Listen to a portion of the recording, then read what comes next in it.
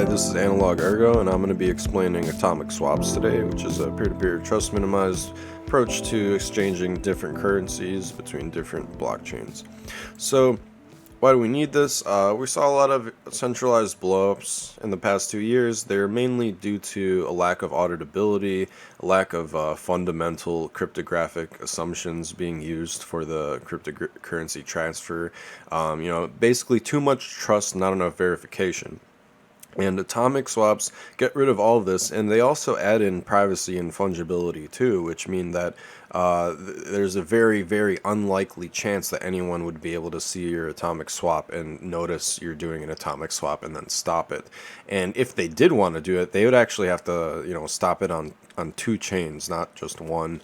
So there's really no central party who owns all of the atomic swaps who could stop all of the atomic swaps, right? So how do they work? So the basic answer is that there's straightforward math involved. There's time lock transactions, there's multi-signature, and there's multiple spending policies. So two different things could happen with the coins. But what's the complicated answer? So they make use of elliptic curve cryptography, which is the basic cryptography used in Bitcoin signatures. They use scalar multiplication and point addition for the main elliptic curve operations, and it just as frequently uses regular addition and subtraction with scalar values, which are like big integers, which is basically regular algebra. So if you're not a cryptographer, you can still convince yourself about a lot of the math without even learning about elliptic curve operations. So I really like that about atomic swaps. And it also makes use of Pedersen commitments and Schnorr signatures, which are like secret commitments and multi-signatures, respectively. So let's assume two parties. We have Alice and Bob.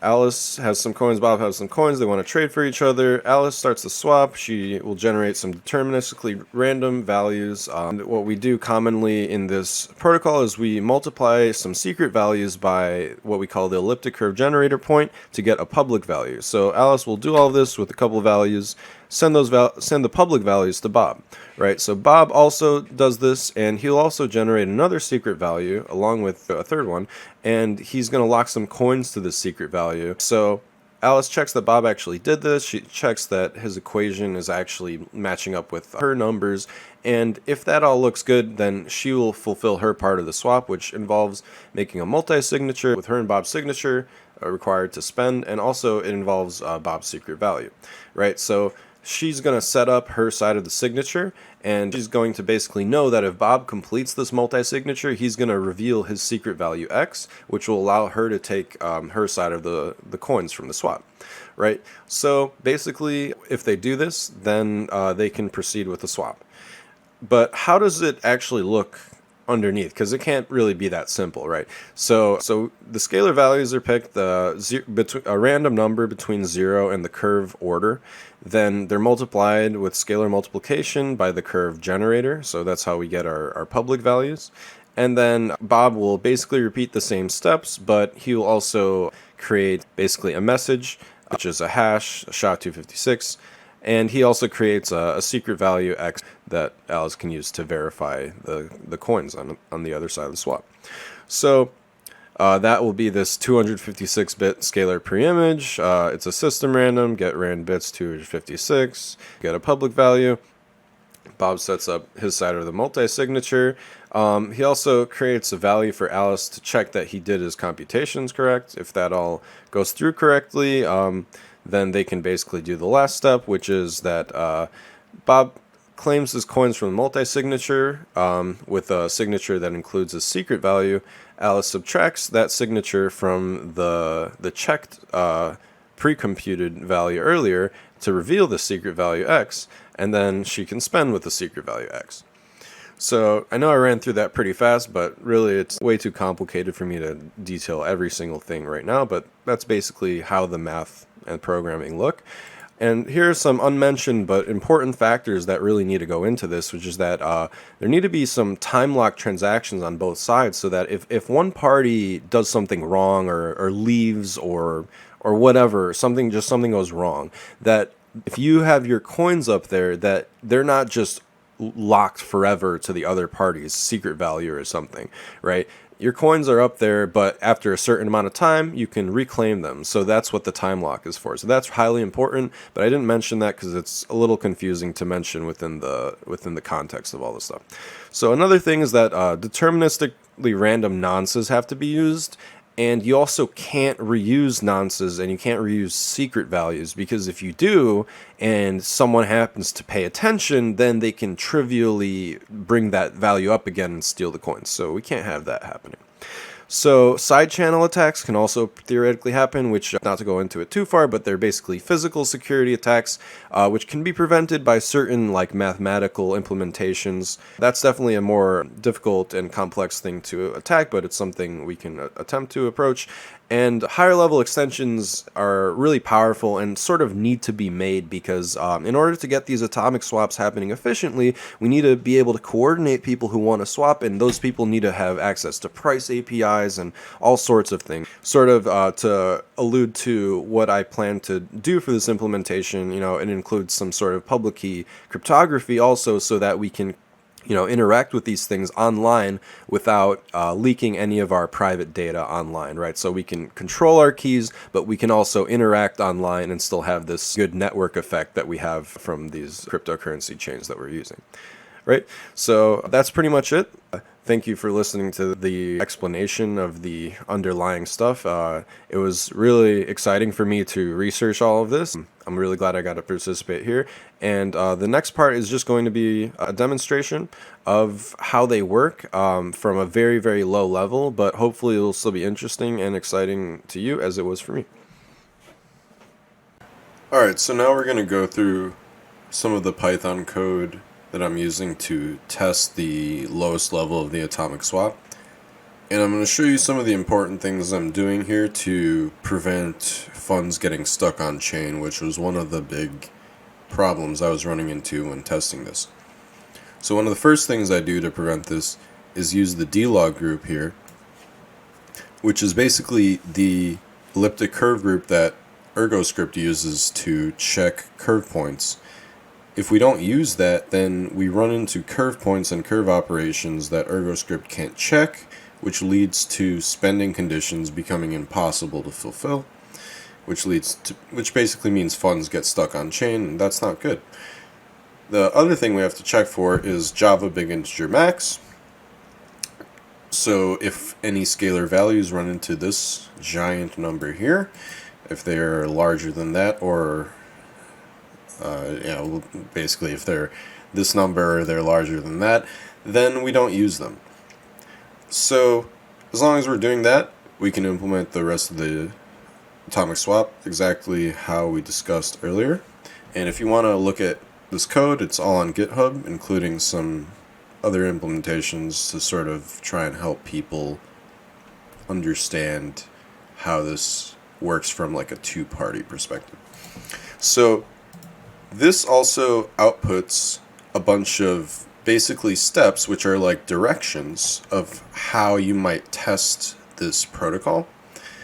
And what I'm going to do is I'm going to go through it, and I'm going to basically go step by step and show you how it looks from two chains swapping funds back and forth. Just to show you how one printout of this looks. It looks something like this. As you can see, there's like a step for every step in the atomic swap and all the values that we need. So next we're going to show you an atomic swap from the Ergo testnet to the Goerli or Sepolia testnet. Alright, now we're going to go through one simulation of the swap. I'm going to show you what values we need to put on both chains. I'm also going to show you what the scripts look like on both chains and an actual short demonstration of what it looks like. Right, so first value we need is the secret value x. We get its public coordinates, this one with 42 and 11 here. We're actually going to plug those into the constructor here when we launch the contract, the x value here, the y value here, and we're also going to set a receiver address. So once we set all of that, if the receiver gets the x value, then they can basically plug that in here. It'll be multiplied by the elliptic curve generator, and if that returns the exact same coordinates that we plugged in the constructor, then whoever has that x scalar value can spend the coins. Right, and we've plugged those in here in our deploy script. At the top, we have basically made it so that here's the x coordinate, here's the y coordinate, here is the public key that we'll be able to spend if they learn the scalar value, and we can just deploy that by calling deploy. And while that's deploying, we're going to look at the Ergo side of this. So the Ergo side of this looks similar but a little bit more complex. So here we are grabbing some of our points from our config. I've already set all that up. I'm using the exact same points over here. I've also set up the public and private keys for the sender and the receiver, so you need to do that in order to test this contract, so I've set all that up in the config. There's some scalar values over here where we set the points that we expect to receive from the secret values, and then we also just set some public coordinates, which are just they allow us to see that this is part of the swap that we're expecting to transact with. So when we set all of that up, we have this Ergo script here which checks for it. X in here is actually scalar multiplication, so we do scalar multiplication with SR to get SRG and SS to get SSG. So if that equals the SRG and SSG that we actually expect, then whoever called those values, if they're the receiver that we expect, the public key of the receiver, then they can spend the coins. Or if no one does that, after a certain amount of time, the lock height will kick in. And I forgot to mention that that also exists here at sender reclaim, as long as the lock height is greater than the set lock height. So the timestamp is greater than the set lock height, right? So also that contract has finished deploying now. So over here we're going to deploy this contract, which, like I said earlier, I already set up all the config for it. So we're going to be calling atomic deposit, and if we receive a nice JSON output, that means the transaction will go through. So we'll look at that now. That's nice. So we can pull up the testnet and basically check that this transaction is going to go through. So it's unconfirmed right now. We're going to go to the Gwirly testnet, and we're just going to, this is the account that I'm using to publish contracts. So here's the contract we just published here with that's locked to the scalar values. So what I can do is I can fund this contract, so that's as easy as just copying the contract address here, and then I'm going to go over on the side into my MetaMask accounts, and I'm just going to send it like 0.2 ETH. Alright, now I've copied the box ID in, and we have the scalar value set, so this one is ready to claim. And also, if we look here, if we refresh, we have our 0.2 ETH in the contract. So what I'm going to do is I'm going to connect to Web3 with the receiver's address. Connect to Web3.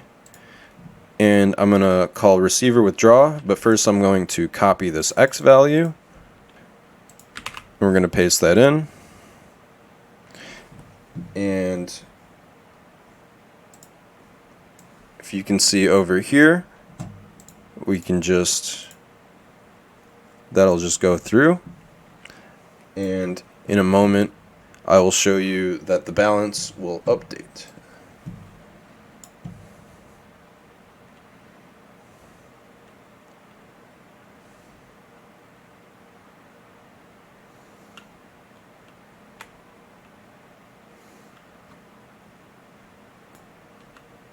Okay, so now it has 0.49 instead of 0.2 whatever, and also at this point we can basically claim with the atomic receiver claim function here.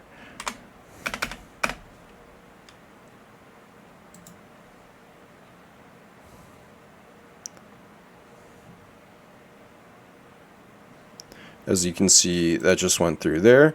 And now if we go to this output that used to be unspent, you can see it's actually now being spent.